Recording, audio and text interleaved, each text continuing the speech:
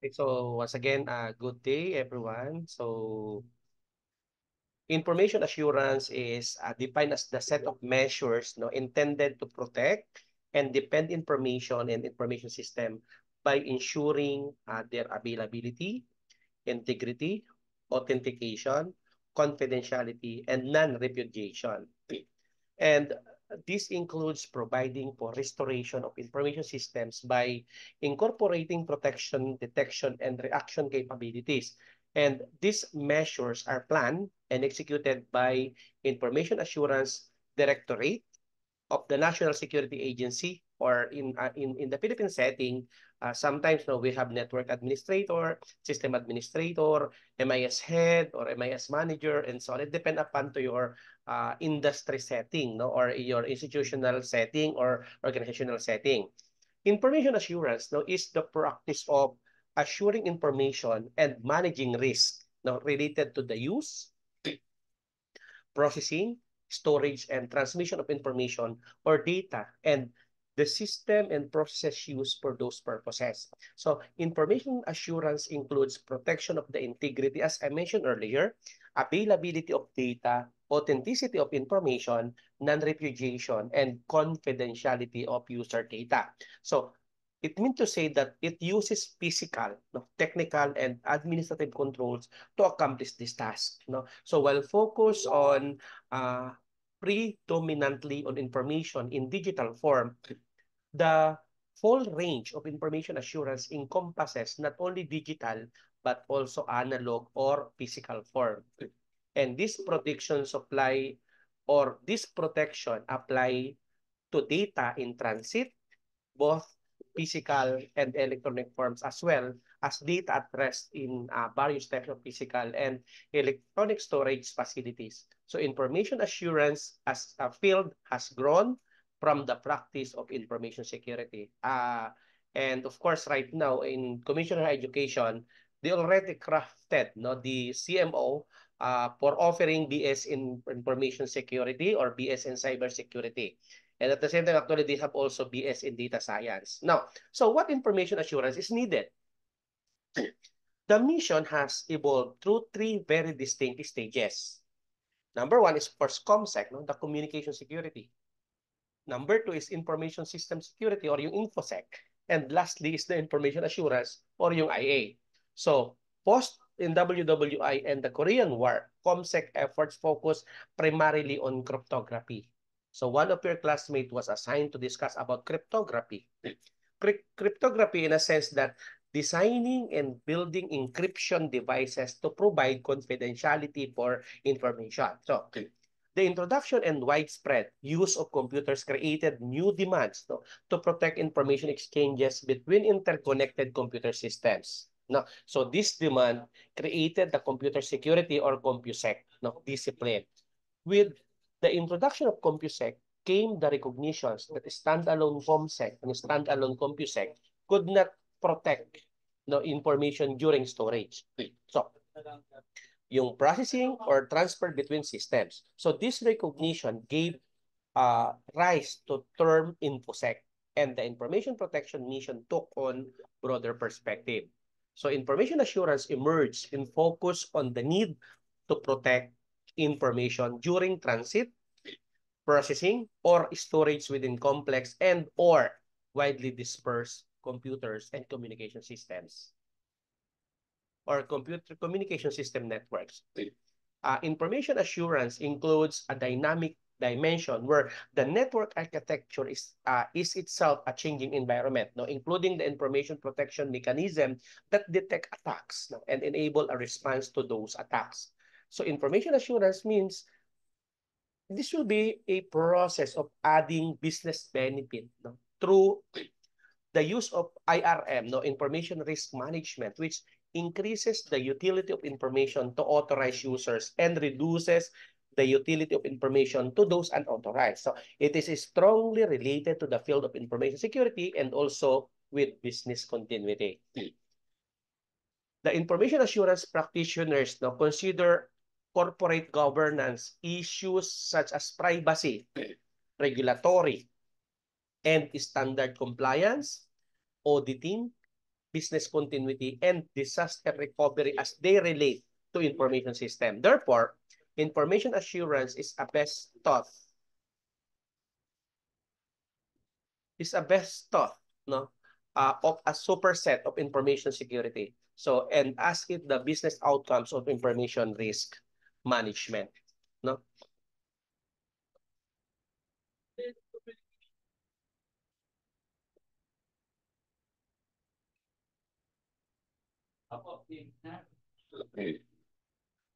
Now,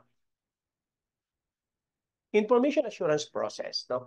So, when it comes to information assurance process, we need to enumeration and classification of the information asset to be protected. Number two, the information assurance practitioner will perform a risk assessment for those assets.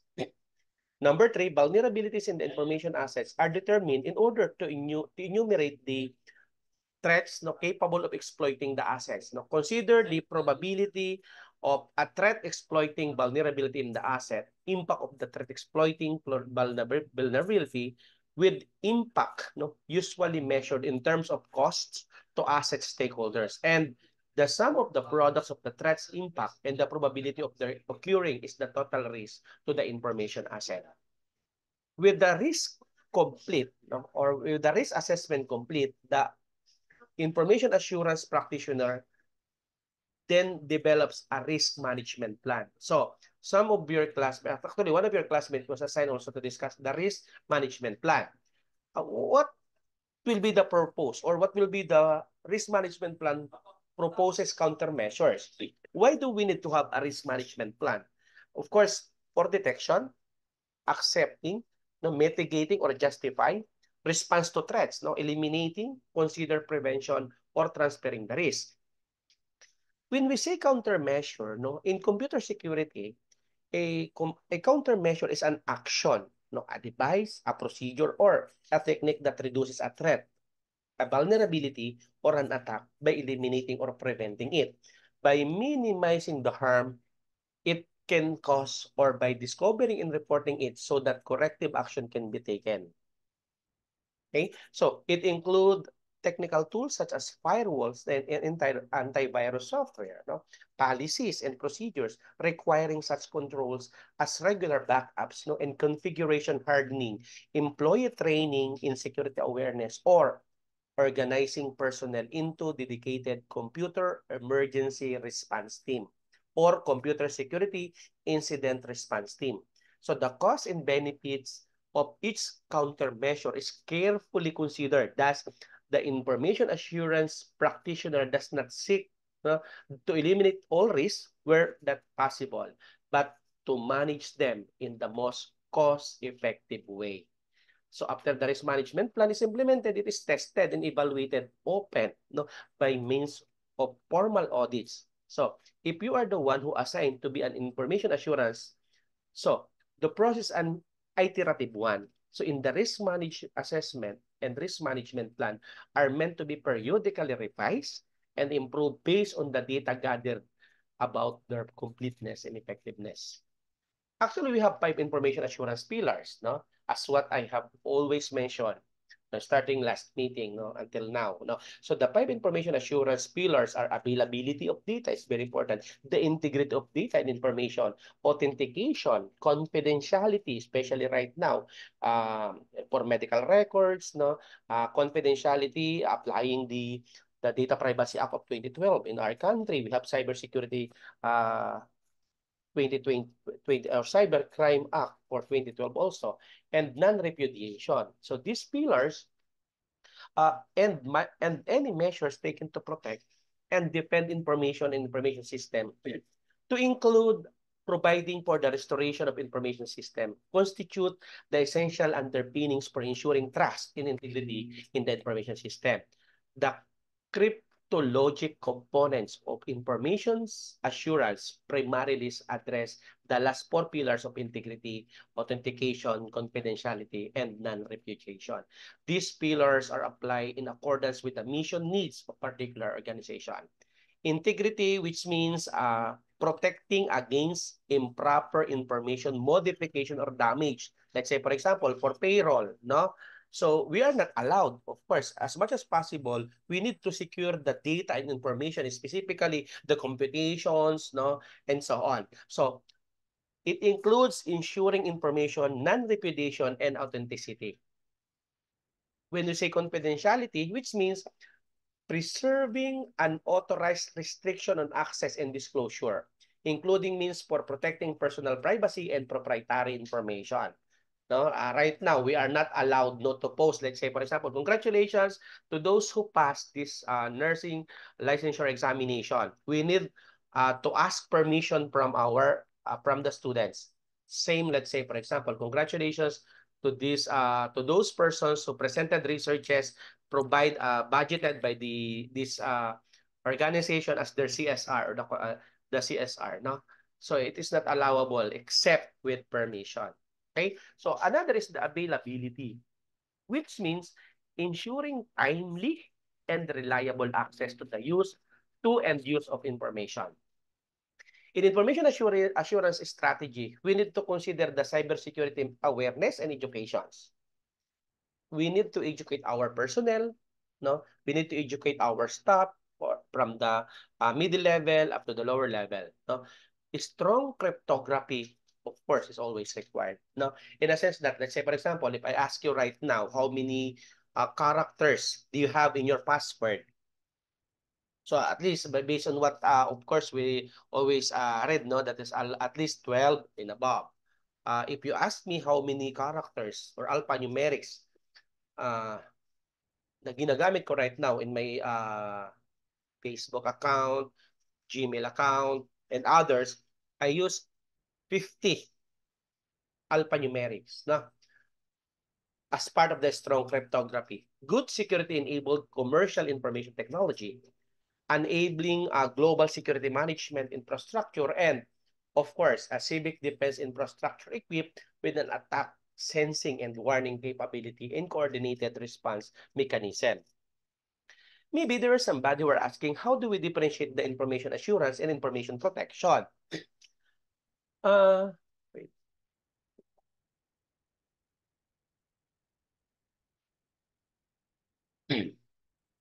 Information assurance, as I mentioned earlier, it measures that protect and defend information and information systems by ensuring the availability, integrity, authentication, confidentiality, and non-repudiation. And these measures include providing for restoration of information systems by incorporating protection, no, detection, and reaction capabilities. On the other hand, no, information protection or information security, the protection of information in information system from unauthorized access, use, disclosure, disruption, modification, or distraction in order to provide. Information security, no, the end of the 20th century and early years of the 21st century saw rapid advancement in telecommunications, no, computing hardware and software and data encryption. So the availability of a smaller, more powerful, and less expensive computing equipment made electronic data processing within the reach of a small business and the home user. And these computers quickly became interconnected through the internet. So the rapid growth and widespread use of electronic data processing and electronic business conducted through the internet, no, along with numerous occurrences are international terrorism, no, fuel the need to better methods of protecting the computers and the information they stored, process, and transmit. So the academic disciplines of computer security and information assurance, no, emerged along with numerous professional organizations, all sharing the common goals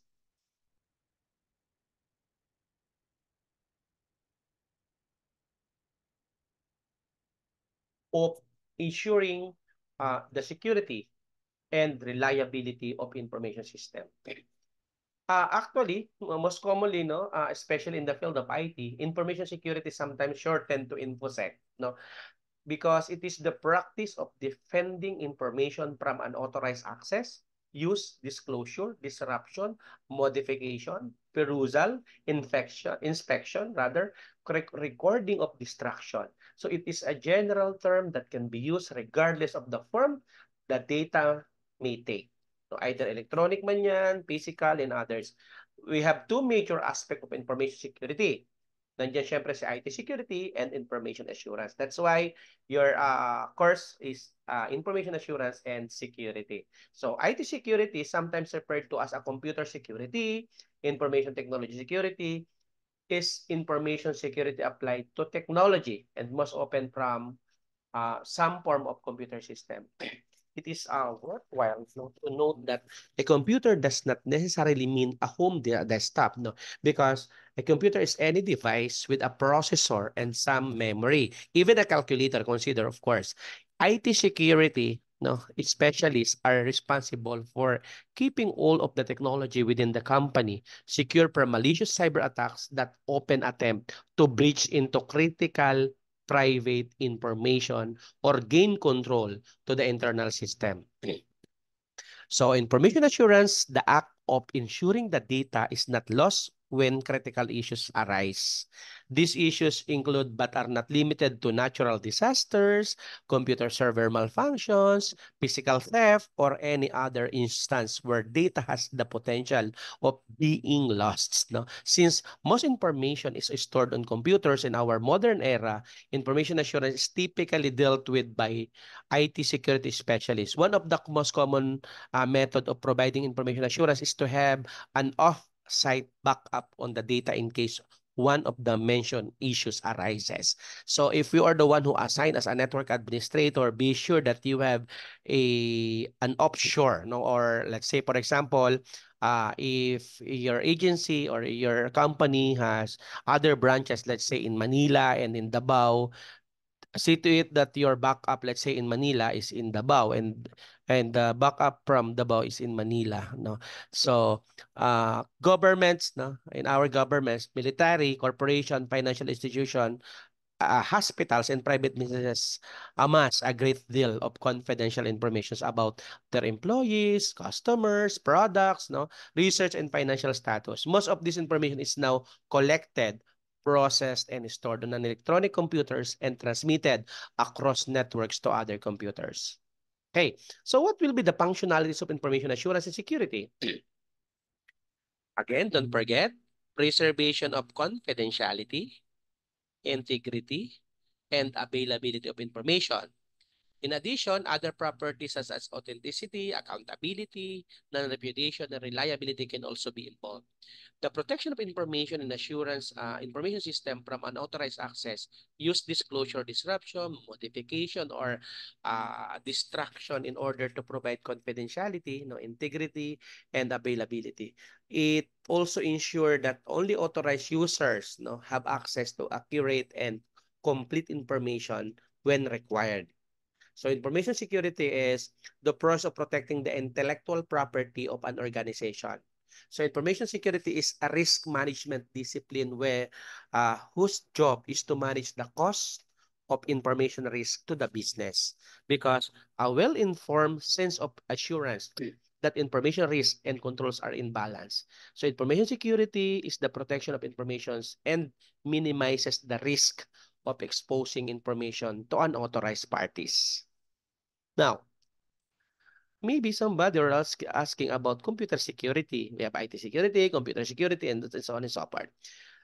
The objective of computer security includes protection of information and property from theft, corruption, or natural disasters, while allowing the information and property to remain accessible and productive to its intended users. So the term computer system security means the collective processes and mechanism by which sensitive and valuable information and services are protected from publication, tampering, or collapse by unauthorized activities or untrustworthy individuals and unplanned events, respectively. So the strategies, no, and methodologies of computer security often differ from most other computer technologies because of its somewhat elusive objective, no, of preventing unwanted computer networks and behaviors instead of enabling wanted computer behavior. So computer security, generic name for collection of tools designed to protect data and to thwart hackers, no. Network security, measures, no, to protect data during their transmission. Internet security, measures to protect data during the transmission over a collection of interconnected network. So why security? No? Computer security is required because most organizations can be damaged by virus software or intruders. And there may be several forms of damage which are obviously interrelated. Katulad po ng damage or in destruction of computer system and internal data. Nangyayari po yan. Loss of sensitive information to steal parties. Use of sensitive information to steal items to monetary value. No? Use of sensitive information about the organization's customers, which may result in legal action by customers against the organization and lost customers. Sometimes damage of the reputation of an organization, no? Monitoring damage due, no, to lose sensitive information, destruction of data, hostile use of sensitive data, or damage of the organization reputations. So the principle of security, actually, we have three concepts, no, of concepts forms what is often referred to as the CIA triad, no? So last meeting, no, I already played, no, the CIA triad discussion, no. The three concept embody the fundamental security objectives for the both data and information and computing services. We have the confidentiality, integrity, and the availability, no? So confidentiality is a set of rules that limit access to information. Confidentiality is the term used to prevent the disclosure of information to an unauthorized individual or system. So, measures undertaken to ensure confidentiality are designed to prevent sensitive information from reaching the wrong people while making sure that the right people can in fact get it, no?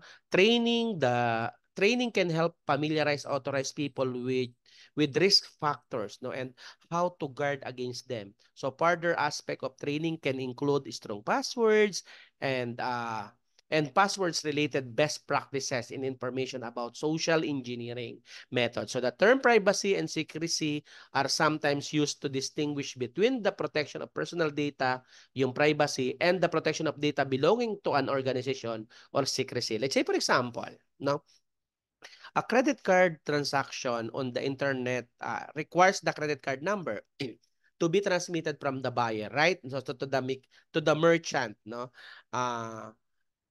So to a transaction processing network. So the system attempts to enforce confidentiality by encrypting the card number during transmission by limiting the places where it might appear.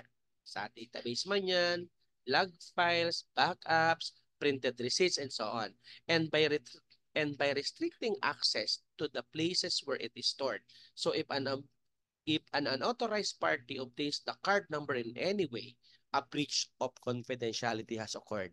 So confidentiality is necessary but not sufficient for maintaining the privacy of the people whose personal information a system holds. So preserving authorized restriction on information access and disclosure, including means of protecting personal privacy and proprietary information. Because a loss of confidentiality is unauthorized disclosure of information. Prevention of unauthorized disclosure of information. Integrity is the assurance that the information is trustworthy and accurate. Integrity involves maintaining the consistency, accuracy, and trustworthiness of data over its entire life cycle. Data must not be changed in transit, and steps must be taken to ensure that the data cannot be altered by unauthorized people. Let's say, for example, in a breach of confidentiality. So these goals defines how we avoid our data from being altered. No, maybe you've heard the word uh, man in the middle attacks. This is an example of course, the MeTM. No, example of threat for this goal. No, so integrity is about making sure that everything is as it is supposed to be. and in the context of computer security, the prevention of unauthorized modification of information. However, additional qualifications like being authorized to do what one does. So let's say, for example, the MIS head have, of course, restriction.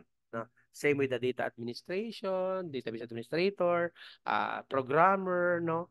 So they have their own different level of account, no? And following the correct procedures have also been included under the term integrity so that users of a system, even if unauthorized, even if authorized, no, are not permitted to modify data items in such a way that assets or accounting records of the company are lost or corrupted. In computer security, integrity means that data cannot be modified undetectably. So, guarding against improper information, modification or destruction, and include ensuring information non-repudiation and authenticity.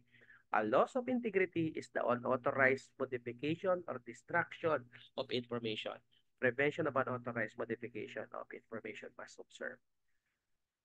Now, I just want to look into the availability. No, it means that assets are accessible to authorized parties at appropriate times. Availability is very much a concern beyond the traditional boundaries of computer security. We want to ensure that a malicious attacker cannot prevent legitimate users from having reasonable access to their system. Okay. So that is the CIA triad, no? The confidentiality, integrity, and availability. Now, information security, again, means protecting information and information system from unauthorized access, use, disclosure, disruption, modification, perusal, inspection, and recording or destruction. So the term information security, computer security, and information assurance are frequently used interchangeably actually. And these fields are interrelated, open, and share the common goals of protecting the confidentiality, integrity, and availability of information. However, there are some subtle differences between them. Okay, so the information security is concerned with the confidentiality, integrity, and availability of data regardless of the form the data may take, no, electronic, print, or other forms. Computer security can focus on ensuring the availability and correct operations of computer system without concern for the information stored or processed by the computer. Information assurance focuses on the reasons for assurance that information is protected, and it is thus reasoning about information security. Another is enterprise security. No? What I really want here is just to introduce everything, no? The entire content of what we expect or transpired for the entire semester of this information assurance and security course. So especially for those who are working right now in the enterprise. No? Maybe you've heard the word enterprise security. And it is about building system to remain dependable in the face of malice, error, or mischance.